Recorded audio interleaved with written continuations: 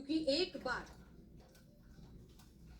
जो तथाकथित पीड़ित व्यक्ति है उसने आरोप लगा दिया कि इस व्यक्ति ने मुझे ये गाली या ये अपशब्द कहा है, उसके बाद अपने आप को निर्दोष साबित करना भी उतना ही मुश्किल होता है, क्योंकि वहां पर अगर कोई चश्मदीद नहीं है तो फिर आप कैसे अपने आप को बेगुनाह साबित करें।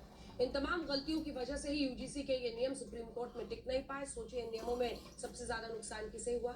ये नियम सुप्रीम कोर्ट के निर्देश पर बनाए गए थे। नियमों की समीक्षा भी संसद की एक स्टैंडिंग कमेटी द्वारा हुआ था, लेकिन इस पूरे दौरान ऐसे अनेकों लोग थे जिन्होंने बीजेपी और सामान्य वर्ग के जो लोग हैं, बीजेपी के कोर वोटर्स के तौर पर जिन्हें देखा जाता है, उन्होंने नाराजगी जाहिर। आप खुद देखिए, सोशल मीडिया पर कई सारे वीडियोस इस तरह के चलाए।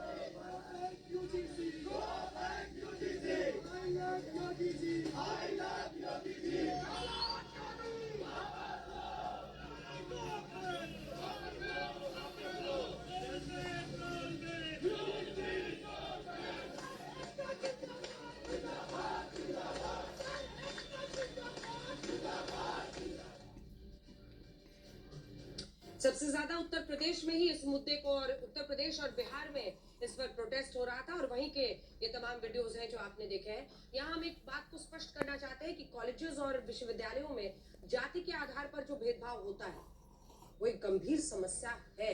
तो स्पष्ट नियम न होने के कारण बहुत सारे छात्र शिकायत ही नहीं कर पाते, एड्रेसल नहीं होता।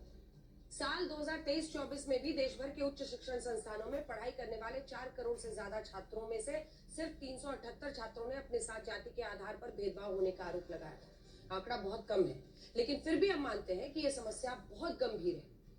इसके खिलाफ कड़े नियम होने चाहिए, लेकिन इसका मतलब ये नहीं है कि जाति के आधार पर होने वाले उत्पीड़न का विलेन सामान्य वर्ग को बना दिया जाए और ये मान लिया जाए कि अगर किसी दलित, आदिवासी या पिछड़े वर्ग के छात्र या व्यक्ति के साथ भेदभाव हो रहा है तो वो भेदभाव सामान्य वर्ग के लोगों ने ही किया होगा।